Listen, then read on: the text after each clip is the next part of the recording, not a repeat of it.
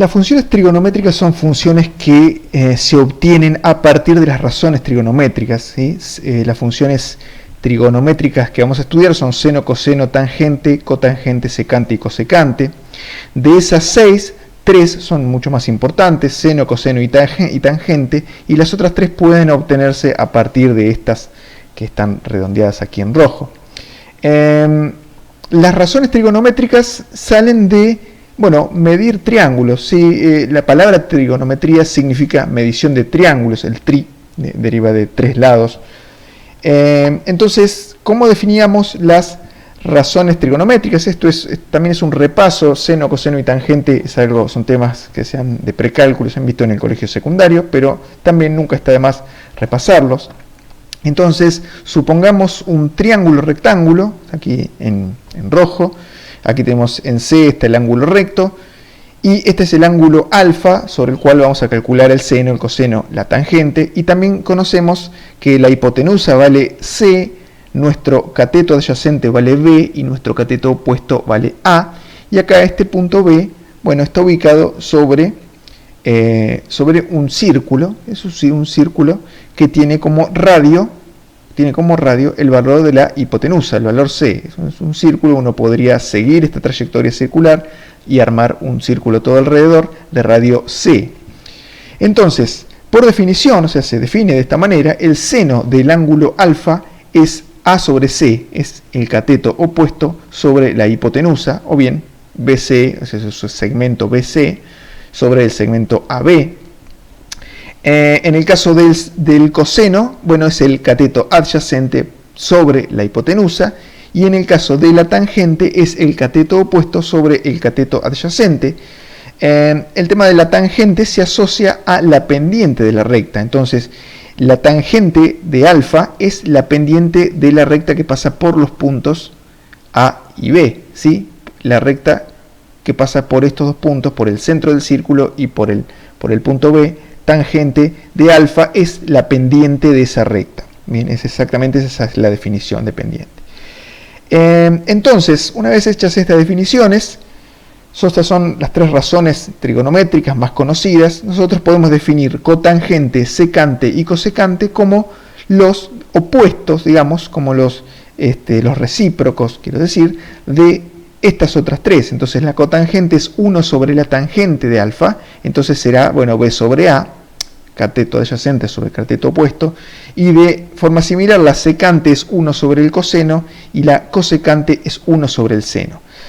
Tanto la cotangente como la secante como la cosecante tienen sus propias definiciones geométricas a partir de medir triángulos, similar a lo que hemos hecho aquí con seno, coseno y tangente, por supuesto. Eso uno puede estudiar más profundamente, por ejemplo, en el apéndice C del libro de Stewart, Cálculo, Conceptos y Contextos, que es algo que es uno de los recomendados de la bibliografía, o simplemente de buscar la palabra trigonometría en Wikipedia. Entonces, ahí uno puede ver cómo se definen por sí mismas, es decir, cómo, de la misma manera que hemos definido el seno y el coseno y tangente como cocientes o como valores a partir de mediciones hechas sobre triángulos y sobre círculos. No es necesario, digamos, aprenderse todo eso, ¿sí? O sea, con conocer que estas 3 pueden obtenerse como los recíprocos de estas otras 3, que son las más importantes, es suficiente para la mayoría de las aplicaciones de ingeniería. Entonces, aquí lo que tenemos es un ángulo alfa que parece estar fijo, pero bueno, si nosotros hacemos que este ángulo tome diferentes valores, lo que sucederá es que este segmento que va desde A hasta B pueda rotar y pueda, bueno, barrer todo el círculo, ¿sí? Todo el círculo de radio CS que habíamos definido. Entonces, por supuesto, van a ir variando los valores del seno y los valores del coseno, ¿sí? Si yo, por ejemplo, hago girar en sentido antihorario, o sea, muevo este punto B sobre el círculo, así para arriba, bueno, lo que va a suceder es que el valor de A va a ir cambiando, va aumentando, y el valor de B va disminuyendo. Entonces todas estas magnitudes van cambiando. El valor de C se mantiene constante, pero si A y B cambian, todo cambia. Bien, entonces, si uno mueve ese ángulo alfa, si lo hace girar, como está visto en esta animación, lo que obtenemos son valores del coseno y valores del seno. Estudiamos estas dos porque por ahí son las más importantes. La tangente también es importante, pero el seno y el coseno son aún más importantes. Entonces, lo que vemos es que el coseno y el seno tomarán valores a lo sumo 1 y como mínimo menos 1. ¿Sí? Entonces, si uno piensa en el seno de alfa y en el coseno de alfa como una función de alfa, ¿sí? Lo que veremos es que la imagen de estas dos funciones siempre estará entre menos 1 y 1. Bien, este ángulo puede dar infinitas vueltas si uno quiere. Entonces, si uno lo piensa en grados o lo piensa en radianes, bueno, va aumentando. Si lo pensamos en grados, decimos, bueno, barrimos de 0 hasta 360, pero después se pasa, entonces pasamos a 361, 362, etcétera, hasta que uno puede pensar en un valor infinito del ángulo, ¿sí? Entonces, el dominio de estas dos funciones será entre menos infinito y más infinito, ¿sí? Todos los números reales. Bien, estas formas que tenemos aquí son formas repetitivas, ¿sí? ¿No es cierto? Se repiten a medida que se va repitiendo que va cambiando el ángulo, las funciones se van repitiendo y están desfasadas, ¿sí? Son similares, pero están desfasadas. Entonces, esta forma de tipo onda es trascendental en el estudio de vibraciones, por ejemplo. Entonces, las vibraciones en general pueden modelarse a partir de composiciones de senos y cosenos, es decir, sumar senos y cosenos de diferentes ángulos que se hayan desfasados entre sí. Entonces, por eso las funciones trigonométricas, especialmente el seno y el coseno, son también muy importantes en ingeniería. Entonces, la función seno la vamos a definir de esta manera, como f de x igual seno de x, y la función coseno como g de x igual coseno de x. Como dijimos, el dominio es todo r, la imagen es el intervalo cerrado menos 1 y 1. Esos son, o sea, el seno y el coseno puede tomar valores solamente entre menos 1 y 1. En cálculo o en análisis matemático, generalmente utilizamos la notación la medición tipo radián, ¿cierto? Para medir el ángulo utilizamos radianes. ¿Sí? 2pi equivale a una vuelta completa, 2pi equivale a 360 grados.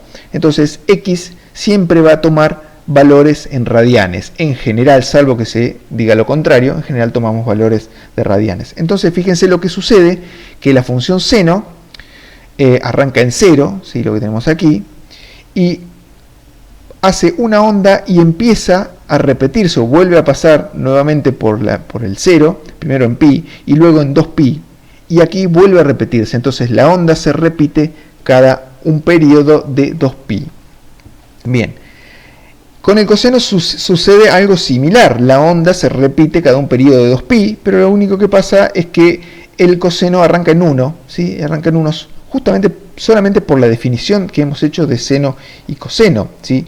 Y que hemos dicho que el ángulo alfa se mide de manera antihoraria a partir del eje X, o sea, a partir de la horizontal. Entonces, si uno revisa la forma en que definimos seno y coseno, esto es totalmente razonable, de que cuando el ángulo alfa vale 0, el seno es 0, y cuando el ángulo alfa vale 0, el coseno es 1, pero el coseno también vuelve a repetirse cada 2pi. Fíjense que uno arranca para x igual 0, recorre la curva, y cuando llega a 2pi, vuelve a repetirse el ciclo. Bien, entonces, utilizamos la medida radián, 2pi equivale a 360 grados, entonces pi equivale a 180 grados, que es media vuelta, digamos, 2pi equivale una vuelta completa del círculo. Y lo que hemos dicho es que nosotros tenemos un periodo, la función seno de x tiene un periodo de 2pi, ¿sí? Y la función coseno también tiene un periodo de 2pi, la función coseno de x. Si cambia lo que está aquí adentro, cambia el periodo. Entonces, el periodo generalmente se denomina con T mayúscula porque se asocia a la variable tiempo. Entonces, como dijimos, la función seno y la función coseno son importantes en vibraciones. Entonces, la vibración uno la estudia como un movimiento en el tiempo. Entonces, la variable independiente es el tiempo, y el tiempo que tarda esa vibración en repetirse se denomina periodo, y el valor de t mayúscula, bueno, se asocia al valor de t minúscula, que es el que se le da generalmente a la variable tiempo. No utilizamos x cuando hablamos de variable tiempo, sino utilizamos t. La frecuencia es algo muy importante también y se define como 1 sobre el periodo, ¿sí? 1 sobre el periodo es F, que es nuestra frecuencia de un movimiento. Se asocia a un movimiento, generalmente a un movimiento vibratorio. Luego vamos a volver con esta definición que es interesante y es también importante para todas las ramas de la ingeniería.